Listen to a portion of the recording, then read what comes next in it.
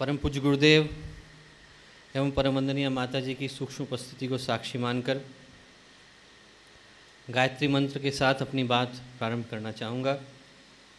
आप लोगों से अनुरोध है कि कमर सीधी कर लें। उस परमपिता परमेश्वर सविता देवता का ध्यान करें जो इस सृष्टि के पालक हैं, पोषक हैं, नियंत्रण करता हैं, और इस भावना के साथ कि उनका तेज, उनका ओज, उनका वर्चस्व हमारे कण कण में प्रवाहित हो रहा है। एक बार गायत्री मंत्र पूर्ण उत्साह के साथ सस्वर साथ साथ बोलें। ओम भूर्भुवः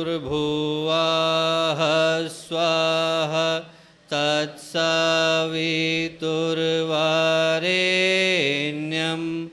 भर्गो देवस्य धीमहि धियो यो नः प्रचोदयात्।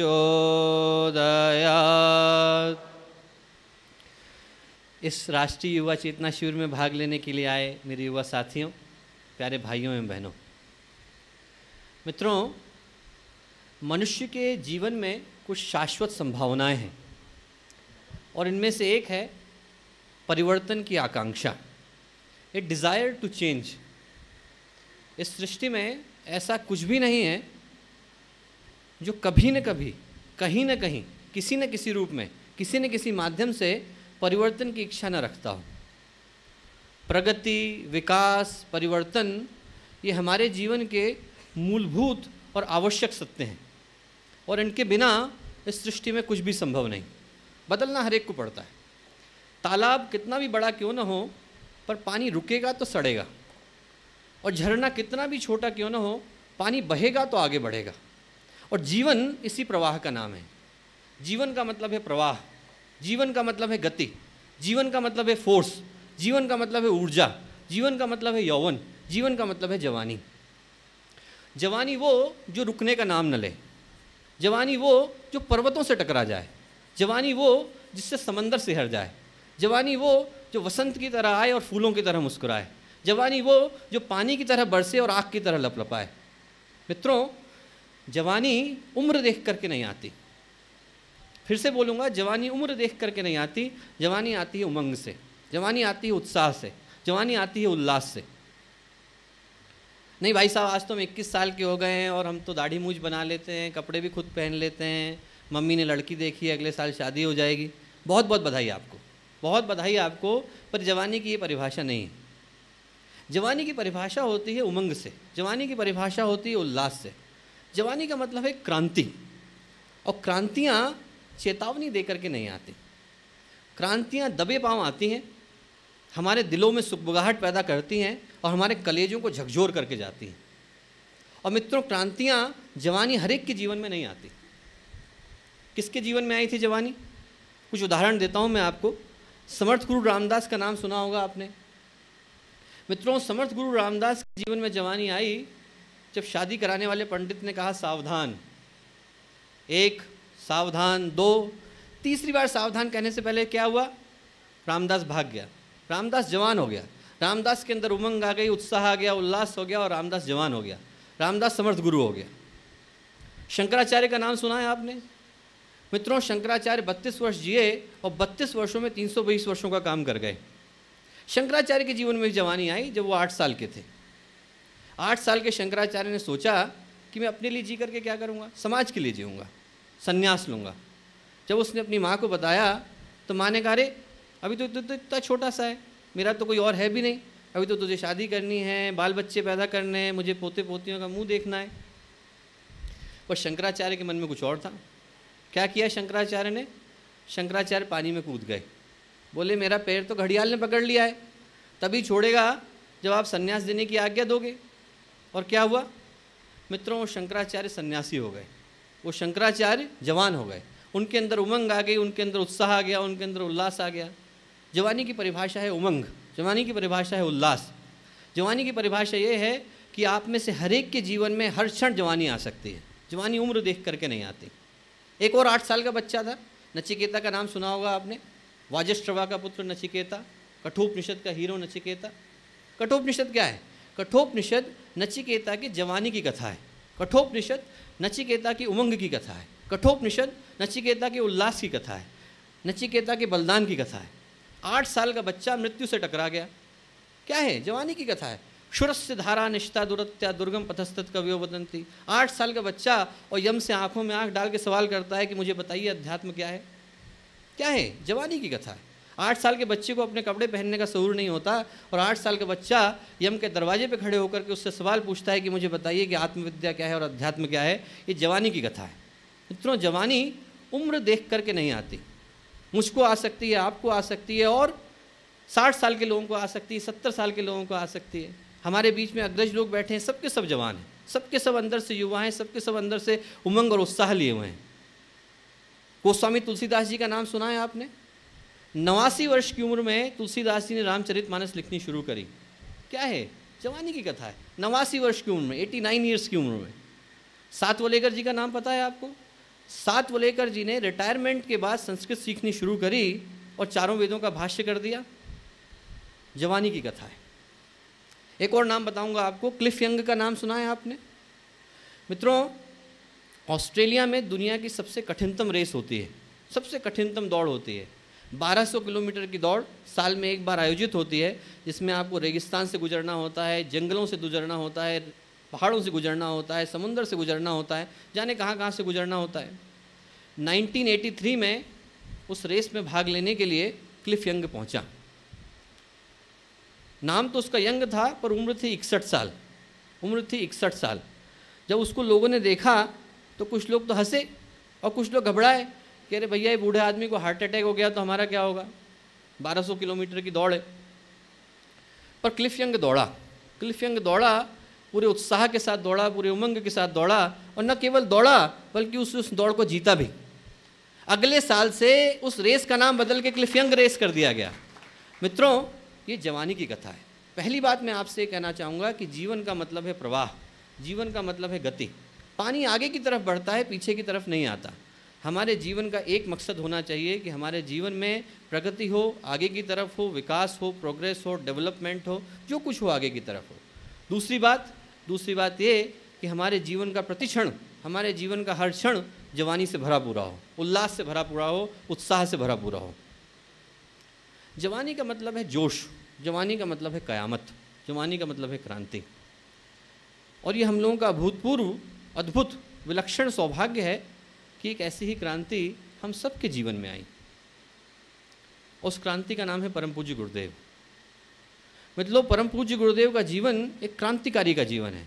संत का जीवन है मानता हूँ मैं, विचारक का जीवन है, दार्शनिक का जीवन है, समाज सुधारक का जीवन है, तपस्वी का जीवन है, पर सबसे ऊपर गुरुदेव का जीवन एक क्रांतिकारी का जीवन है। अब गुरुदेव के जीवन को देखिए, जिंदगी भर वो विपरीत परिस्थितियों से लोहा लेते रहे। और क्रांतियाँ युद्ध के मैदानों से शुरू नहीं होती, क्रांतियाँ शुरू होती हैं मनुष्य के मस्तिष्क से, मनुष्य के विचारों से, मनुष्य के चिंतन से। और गुरुदेव के जीवन का मतलब है चिंतन, गुरुदेव के जीवन का मतलब है दर्शन, गुरुदेव के जीवन का मतलब है दृष्टिकोण, गुरुदेव के जीवन का मतलब है विचारना। दूसरी बात मैं आपसे ये कहना चाहूँगा मित्रों कि जब आप लोग यहाँ से जाएं, मुझसे कहा गया है कि आपसे संदेश बताऊं कि आप लोग अपने साथ क्या संदेश लेकर के जाएं। पहला संदेश लेकर के जाएं कि हर एक के जीवन में युवा होने की संभावना विद्यमान है। उम्र चाहे कितनी भी हो, हर एक के जीवन में उमंग, उत्साह, उल्लास की संभावना विद्यमान है।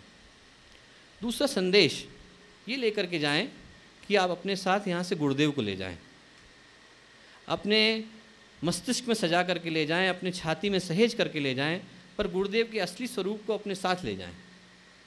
उन गुरुदेव को ले जाएं जिनने अपने शरीरों को कष्ट दिया, उन गुरुदेव को ले जाएं जिनने अपने मन को साधा, उन गुरुदेव को ले जाएं जिनने अपनी आत्मा को कचोटा और तब जाकर के इस मिशन को तैयार किया। उन गुरुदेव को ले जाएं जिनकी संवेदना के आधार पर, प्यार के आधार पर, आत्मीयता के आधार पर, अपनेपन के आधार पर ये मिशन आज खड़ा हुआ है। उन गुरुदेव को ले जाएं जिसके लिए हमारे गांव का व्यक्ति एक वक्त का खाना नहीं खाता पर दूसरे वक्त का पैसा शांति कुंज भेजता है ताकि यहाँ की गतिविधियाँ सुचारू रूप से चल सकें। मित्रों, उन गुरुदेव को आप अपने साथ ले जाएं। गुरुदेव क्रांति हैं भाइयों, पर गुरुदेव का एक और नाम मैं दूंगा, गुरुदेव में बुखार। गुरुदेव जब चढ़ते हैं तो बुखार की तरह चढ़ते हैं। गुरुदेव जब चढ़ते हैं तो अंदर से छटपटाहट होती है। गुरुदेव जब चढ़ते हैं तो अंदर से कसक आती है, अंदर से तड़प आती है, अंदर से बेचैनी आती है, अंदर से एक तरीके की छटपटाहट होती है कि हम खाली कैसे बैठ सकते हैं, समाज के लिए कुछ कर कैसे नहीं सकते। मित्रों, भगवान करे गुरुदेव आपके जीवन में बुखार की तरह चढ़ें, जादू की तरह चढ़ें, विचारों की तरह चढ़ें, चिंतन की तरह चढ़ें, दर्शन की तरह चढ़ें और उन गुरुदेव को आप अपने साथ ले जाएं। सूरज की किरणों को हम कैद करके नहीं रख सकते और गुरुदेव को आप किताबों में बंद करके नहीं रख सकते। गुरुदेव का काम है फैलना। गुरुदेव आग हैं और फैल करके रहेंगे और ये हम और आपकी जिम्मेवारी है कि हम इसको फैलाने में अपना योगदान दें। तो मैं कह रहा था, पहली बात, जीवन का मतलब है प्रवाह, जीवन का मतलब है गति। दूसरी बात कि आप जब यहाँ से जाएं तो गुरुदेव को अपने साथ ले जाएं, गुरुदेव के विचारों को, गुरुदेव के दर्शन को, गुरुदेव के दृष्टिकोण को अपने साथ ले जाएं। तीसरी बात मैं ये कहना चाहूँगा कि हम उन विषयों पर चिंतन मनन करें जो आज के युवाओं की समस्या हो सकती है। अपने आसपास नज़र घुमा करके देखें कि आज के युवाओं की समस्या क्या है। मित्रों, आज के युवाओं की समस्या युवा नहीं है, आज के युवाओं की समस्या है आज का समाज। आज का समाज देखते हैं आप, आज का समाज आदर्शहीन है और शिक्षा दिशाहीन। आदर्शों की बिल्कुल जैसे कमी सी आ गई है। परिवारों को देखिए आप, किसी समय में अभिमन्यु को गर्भ के अंदर ही सारे संस्कार मिल गए थे और आज की तारीख में पढ़े लिखे परिवारों के अंदर संस्कारों का मिल पाना संभव नहीं है। परिवारों को आप देखें तो झगड़ों और कुसंस्कारों की खदान है और शिक्षण संस्थाओं को देखें तो अराजकता और श्रृंखलता के केंद्र। नहीं भाई साहब, हमने तो क्रांति करी थी पिछले वर्ष, हम तो बीएड में पढ़ते हैं और हम बहुत क्रांति करते हैं। क्या किया था आपने? हमने पिछले साल कपड़े फाड़े थे, छाती पे हाय हाय लिखा था, टायर जलाए थे, बसें फोड़ी थी। बहुत अच्छा किया था आपने, पर ये क्रांति नहीं है। होली का हुड़दंग हो सकता है पर क्रांति नहीं है। ज़्यादातर जगहों में इसी तरीके का माहौल आपको देखने को मिलता है। हिंदी में एक बड़ा खूबसूरत शब्द आता है, दिशा धारा। मतलब धारा जो है वो यौवन की, युवावस्था की, जवानी की पीछे से आ रही है और दिशा देने का काम है आदर्शों का, समाज का और शिक्षा का। ऐसा नहीं है कि समाज में आदर्शों की कमी है, बुराइयां हर जगह हैं, पर यदि हम ध्यान से देखें तो इन बुराइयों के मध्य भी हम अच्छे आदर्शों की परिकल्पना कर सकते हैं। एक ही रात होती है, रात में चोर चोरी करता है और योगी ध्यान। ये हमारी प्रवृत्ति के ऊपर है कि हम उसमें क्या करना चाहते हैं। एक ही रात है, चोर चोरी कर रहा है और योगी ध्यान। हम चाहें तो इसी बुराई के माहौल में एक आदर्शों का समाज खड़ा कर सकते हैं। आदर्शों की बात मैं आपसे एक कहानी बताना चाहूँगा। आप लोगों ने शरद बाबू इन्नामलाई का नाम सुना होगा। किसी ने सुना है शरद बाबू इन्नामलाई का नाम? मित्रों, शरद बाबू इन्नामलाई वो व्यक्ति हैं जो इस समय यदि आप साउथ में जाएं तो इडली जहाँ पे भी बिकती है वो डायरेक्टली या इनडायरेक्टली शरद बाबू की फर्म से आती है। ये शरद बाबू वो हैं जिनको उनकी माँ ने रेलवे स्टेशन पे इडली बेच बेच करके पाल पोस करके बड़ा किया। 2000 रुपये सालाना आए, 2000 रुपये मासिक आए थी उनकी माँ की। और शरद बाबू के अलावा 4 भाई और थे, शरद बाबू से छोटे। पर शरद बाबू पढ़े, शरद बाबू उन्हीं 2000 रुपयों में पढ़े और शरद बाबू ने बिट से, बिरला इंस्टीट्यूट ऑफ टेक्नोलॉजी से एमटेक किया। एमटेक करने के बाद उनने IIM अहमदाबाद से MBA किया and he topped both of the institutions, IIT से भी, बिट से भी और आपका IIM से भी, दोनों जगह से शरद बाबू ने टॉप किया। गरीब परिवार से आया व्यक्ति जिसमें उसकी माँ ने इडली बेच बेच करके उसको पाल पोस करके बड़ा किया हो और इसके अलावा उसने 30,000 रुपये का लोन लिया हो और वो व्यक्ति IIM को टॉप कर रहा है। करते करते फाइनल ईयर में शरद बाबू के पास, आज से 15 साल पहले की घटना बता रहा हूँ, 18 लाख रुपए का पैकेज ऑफ़र हुआ। 18 लाख रुपए का पैकेज ऑफ़र हुआ और शरद बाबू ने क्या किया? शरद बाबू ने कहा कि मैं जॉब नहीं करूँगा। लोगों ने कहा तो पागल हो गए, ज़्यादा पढ़ लिख करके शरद बाबू का दिमाग जो है ख़राब हो गया है, सिरफिरा गए, इन तो अब किसी काम के रहे नहीं। उन्होंने कहा आप क्या करोगे? बोले मैं इडली बेचूँगा। अब लोगों ने कहा अब तो कन्फर्म, डेफिनेटली पागल हो गए, तो इडली बेचने जा रहे हैं। कहाँ इनको 18 लाख रुपए की जॉब मिल रही थी, कहाँ इडली बेचने जा रहे हैं। मित्रों, इडली बेच बेच करके शरद बाबू ने साउथ इंडिया का सबसे बड़ा इडली का एम्पायर खड़ा किया। आज उसका टर्नओवर करोड़ों का है। और ये कहानी मैंने इसलिए नहीं सुनाई आपको कि मैं आपको करोड़ों से उनकी कल्पना करना चाहता था, बल्कि इसलिए सुनाई कि जब शरद बाबू का बाद में इंटरव्यू लिया गया और उनसे पूछा गया कि आपने ये इडली बेचने का प्रोफेशन क्यों शुरू किया, तो जो जवाब शरद बाबू ने दिया वो मुझे बड़ा खूबसूरत लगता है और वो मैं आप लोगों के साथ शेयर करना चाहूँगा। शरद बाबू ने कहा कि पहली बात मैं ये बताना चाहता था कि इडली बेचना कोई छोटा पेशा नहीं है। मेरी माँ ने इडली बेच कर के मुझको पाल पोस करके बड़ा किया और ये मेरी माँ के लिए श्रद्धांजलि है। पहली बात मेरी माँ के लिए श्रद्धांजलि कि मैं BMW बेचूं, ऑडी बेचूं, लैम्बोर्गिनी बेचूं तो अच्छा बिजनेस और इडली बेचूं तो बेकार बिजनेस। मैं ये बताना चाहता था कि कोई भी दुनिया का पेशा छोटा नहीं होता। दूसरी बात, जब शरद बाबू बिरला इंस्टीट्यूट ऑफ टेक्नोलॉजी में पढ़ रहे थे तो नदी तैरते तैरते वो डूबने लगे। नदी तैरते तैरते डूबने लगे तो उनके एक दोस्त ने आकर के उनको बचाया। बचाते बचाते उस दोस्त की डेथ हो गई। तो शरद बाबू ने कहा कि मेरा ये जो जीवन है ये मेरे दोस्त के लिए गिरवी है।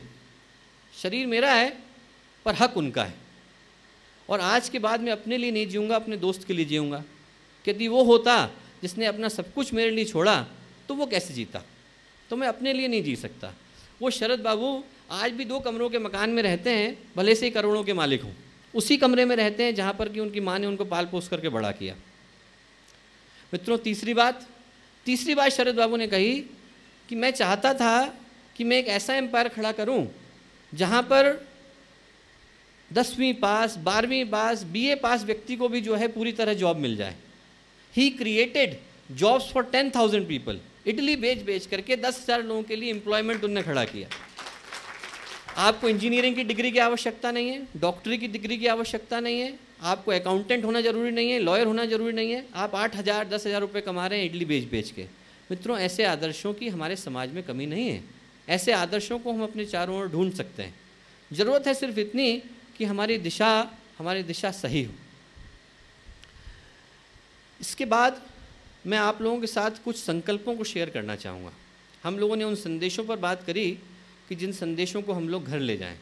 एक संदेश घर ले जाएं कि हमारे जीवन का प्रतिक्षण जवानी हो सकता है। एक संदेश हम लोग ये घर ले जाएं कि वो गुरुदेव जिनने हमारे जीवन को डायरेक्टली या इनडायरेक्टली दिशा दी, वो गुरुदेव जिनके हम हर क्षण हर पल ऋणी हैं, उनको हम अपने साथ सहेज करके घर ले जाएं। उनको पढ़ें, समझें, महसूस करें और ये जानने की कोशिश करें कि क्या दर्द, क्या संवेदना, क्या करुणा उनके मन में रही होगी जिससे उन्होंने इस मिशन को खड़ा किया और इसमें हम लोग कैसे अपनी भूमिका निभा सकते हैं। तीसरी बात, हम ये समझने की कोशिश करें कि आज के युवाओं को किस चीज़ की आवश्यकता है। आवश्यकता है सही आदर्शों की, सही दिशा की और सही शिक्षा की।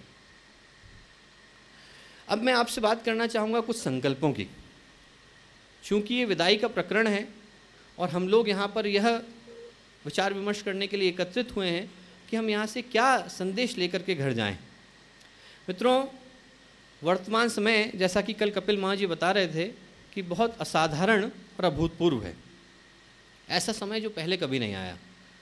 आज के समय में आप इंडिविजुअल्स को देखें तो डिसइंटीग्रेटेड हैं, फैमिलीज़ कम्प्लीटली ब्रोकन हैं, सोसाइटी कम्प्लीटली फ्रैक्चर्ड है और ऐसे समय में अभूतपूर्व पुरुषार्थ की आवश्यकता है।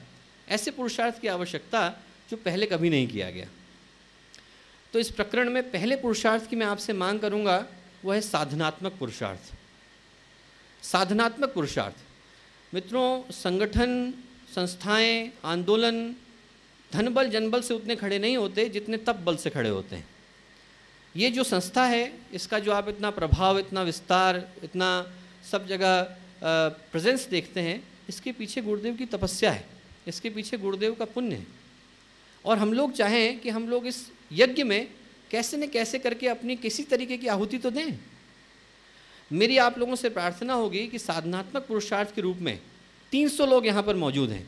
यदि हर व्यक्ति सिर्फ इतना संकल्प ले ले कि हम हर रोज़ 3 माला गायत्री का करेंगे, 1 माला महामृत्युंजय की करेंगे, साल में दोनों नवरात्रियों को करेंगे और ज़रूरत पड़ने पे साधना शिविरों का आयोजन करेंगे। जहाँ पे भी हों, आप बॉम्बे में मिलें, पूना में मिलें, बेंगलोर में मिलें, चेन्नई में मिलें, हैदराबाद में मिलें, दिल्ली में मिलें, छोटे छोटे साधना शिविरों का आयोजन करें।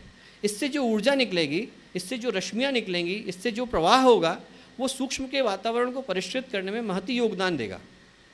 मित्रों, हर एक व्यक्ति के परिष्कार की आवश्यकता है। आपको दिखाई नहीं पड़ता पर सूक्ष्म का वातावरण बहुत बुरी तरह से दूषित हो चुका है, और इसके परिष्कार के लिए गुरुदेव की आहुतियाँ तो जा ही रही हैं, हम लोग भी तो अपने जीवन का कुछ अंश लगा सकते हैं। आप लोगों ने बैटल ऑफ थर्मोफिली का नाम सुना होगा कि आज से करीब 2600 साल पहले जब ग्रीस के ऊपर सीरिया ने आक्रमण किया, पर्शिया ने आक्रमण किया, तो जेरेसिस की सेना को 300 ग्रीक सैनिकों ने थर्मोफिली पे रोका। उनकी सेना थी 10 लाख सैनिकों की, और 300 सैनिकों ने उनको वहीं पर रोका। जो स्टोरी है 300 की, यहाँ पर 300 लोग मौजूद हैं। हम 300 लोग मिलकर के असुरों के आक्रमण को क्यों नहीं रोक सकते? बिल्कुल रोक सकते हैं। कोशिश है सही पुरुषार्थ की। पहली जो प्रार्थना है आपसे वह है साधनात्मक पुरुषार्थ की। दूसरा मैं आपसे प्रार्थना करूंगा प्रचारात्मक पुरुषार्थ की। सिर्फ 2 संकल्प लें कि गुरुदेव के साहित्य को हम 100 नए लोगों तक पहुंचा दें। एक साल में 365 दिन होते हैं, हर तीसरे दिन यदि आप एक नए व्यक्ति की खोज करेंगे तो 365 दिनों में 100 नए लोगों तक गुरुदेव का साहित्य पहुंच सकता है। सिर्फ 100 नए लोगों तक, उन लोगों तक जिनने गुरुदेव का साहित्य पहले कभी न पढ़ा हो। और दूसरा मैं आप लोगों से प्रार्थना करूंगा कि आप लोग माता पिता बन जाएं।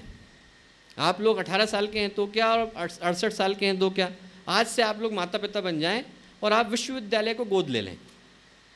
मित्रों, जो देव संस्कृति विश्वविद्यालय है ये गुरुदेव की बड़ी अभूतपूर्व कल्पना थी, पर आज की तारीख में हम लोगों के पास ज़्यादातर विद्यार्थी गायत्री परिवार से आते हैं।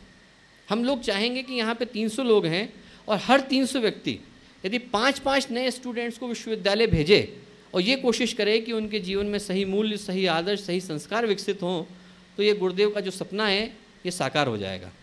आप लोग 300 व्यक्ति हैं, एक संकल्प लेकर के जाएं कि विश्वविद्यालय आपका है। आप जहाँ पे भी जाएंगे, जहाँ पे भी रहेंगे, वहाँ से 5 नए व्यक्तियों को यहाँ भेजेंगे। दूसरा पुरुषार्थ था प्रचारात्मक पुरुषार्थ। तीसरा पुरुषार्थ है सृजनात्मक पुरुषार्थ। कि मित्रों, गुरुदेव ने 4 सूत्र दिए: साधना, स्वाध्याय, संयम और सेवा। हम लोग सेवा का कोई भी मौका अपने हाथ से जाने न दें। आज से 1987 की आपको एक कहानी सुनाना चाहूँगा। सुबह 4 साढ़े 4 बजे की बात है और गुरुदेव बैठ करके लेख लिख रहे थे और उनकी आँख से जो है पानी गिर रहा था। गुरुदेव की आँख से पानी गिर रहा था।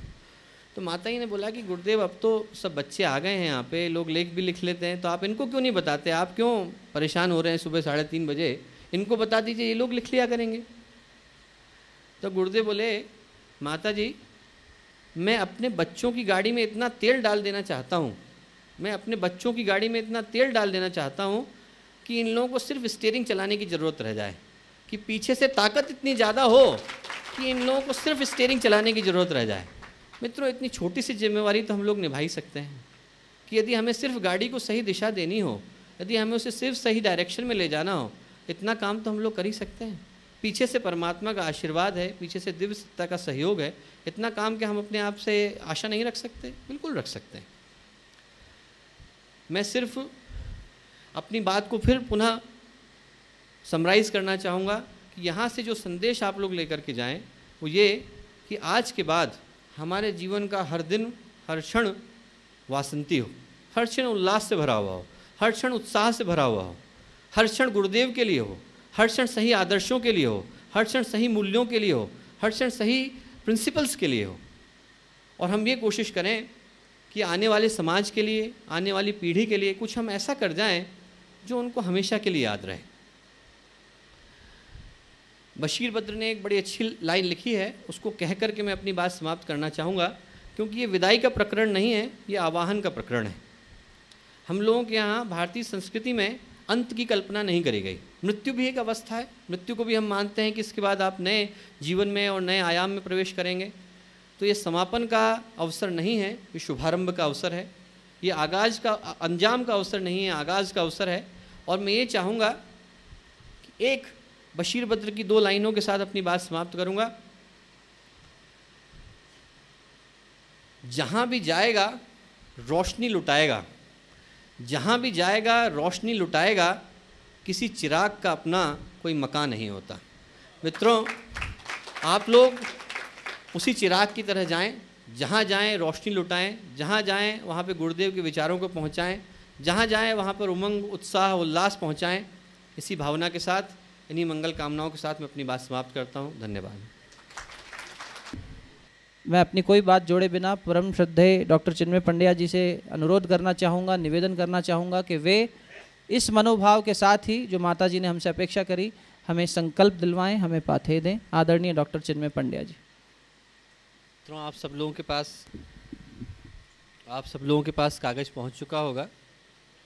इस कागज़ को अपने सामने कर लें और एक बार मेरे साथ साथ इस संकल्प को दोहराएं।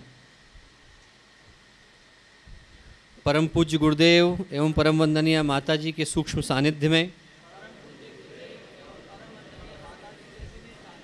संपन्न राष्ट्रीय युवा चेतना शिविर दिनांक 6 से 8 अप्रैल 2012 में सम्मिलित होने का मुझे सौभाग्य मिला। मैंने युवा जागृति अभियान के साधनात्मक एवं रचनात्मक कार्यों को परस्पर विचार विमर्श कर गहराई से समझा है। पूज्यवर एवं वंदनीय माता जी के विचारों से प्रेरित होकर मैं निम्नलिखित संकल्प धारण कर पूरी लगन से पूर्ण करूँगा। बहनें करूँगी बोल सकती हैं। ऋषियुग्म मेरे संकल्प को पूर्ण करने की शक्ति और मनोवृत्ति प्रदान करें। सत्र हमारा समापन की ओर है। 3 दिवसीय कार्यशाला कहें या युवा चेतना शिविर की संगोष्ठी कहें, हम विगत 3 दिनों से लगातार अलग अलग विषयों पर मंथन करते आए हैं। पहले ही दिन से जब हमारा परिचय का क्रम हुआ, परिचय के क्रम से ही हम सब लोगों ने परस्पर तीर्थ में परिचय किया था, तीर्थ का भ्रमण करते हुए परिचय किया था। कोई सजल श्रद्धा के पास बैठा हुआ था, कोई प्रखर प्रज्ञा से सानिध्य प्राप्त कर रहा था। तो इस तरह से हमने परस्पर विचार विमर्श करके एक दूसरे को जाना, समझा और ये निर्णय किया कि हम आने वाले 2 दिनों में 3 दिनों में क्या क्या काम करेंगे। आपके हाथ में पहले ही दिन हमने पूरा का पूरा स्वरूप दे दिया था। तो भाइयों, हमने लगातार मंथन चिंतन किया, बहुत सारे विषयों की आपने स्टडी भी की। हमने आपसे निवेदन किया था कि आप देव संस्कृति विश्वविद्यालय के विभिन्न स्थानों का भ्रमण करें, उन योजनाओं को समझें, उन्हें किस तरह हम अपने यहाँ लागू कर सकते हैं इसके सूत्र जानें, और यदि आप समझते हैं कि उसमें कुछ और सुधार हो सकता है, कुछ नई बात को हम जोड़ सकते हैं, तो ऐसी बात आप हमको अपने परामर्श के रूप में, मार्गदर्शन के रूप में आप हमको प्रदान करें।